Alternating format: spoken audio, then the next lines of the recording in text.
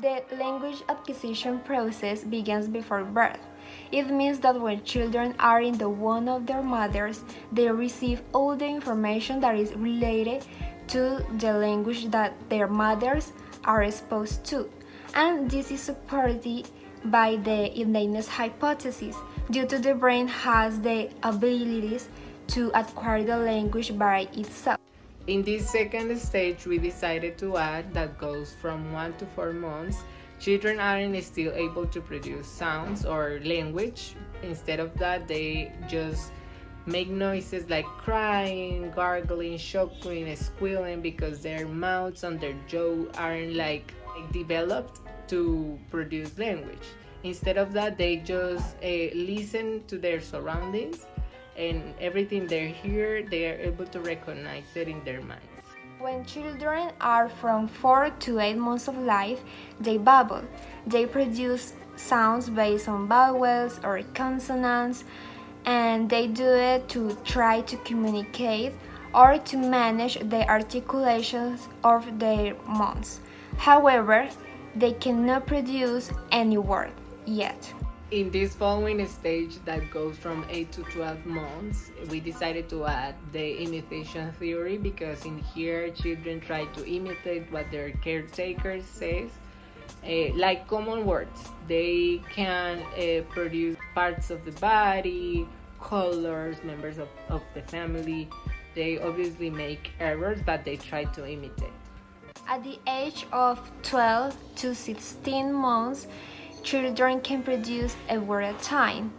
They use the repetition to get its meaning. They do this process with the words that are more meaningful for them to communicate. This next stage that goes from 16 to 20 months, in here we added the connectionist theories that mention children in their brains are able to make connections related to sounds, to images, to create a word meaning. So they will able to recognize more and more words, and that's how they're creating the meaning of the words in their minds. In here they are able to make requests or ask for something to their parents, but they can produce one word at a time.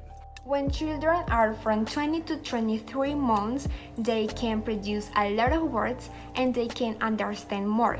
But when they express the words they know by isolated words or by sentences, they do it taking into consideration rules created by themselves. And this theory is supported by the active construction of a grammar theory. At the age of 2 years, children refer to themselves and to others with pronouns, even though they can confuse it. They are able to utter short sentences and answer the questions, but they make a lot of grammar mistakes. That's why in the reinforcement theory says that parents or caretakers tend to correct them. Even if this could be successful, it also has some fails, because children pay more attention to being correcting what they are saying, but they don't understand how grammar works. When children are 3 years old, they can produce prepositions, pronouns, plural words, and past tense in a correct way. They can produce several sentences at a time, and they can ask a lot of questions. This is the final stage, and this is in the age of 4 years. In here, children, they are very exposed to language. They can go to the school, they act with society, they talk with other people.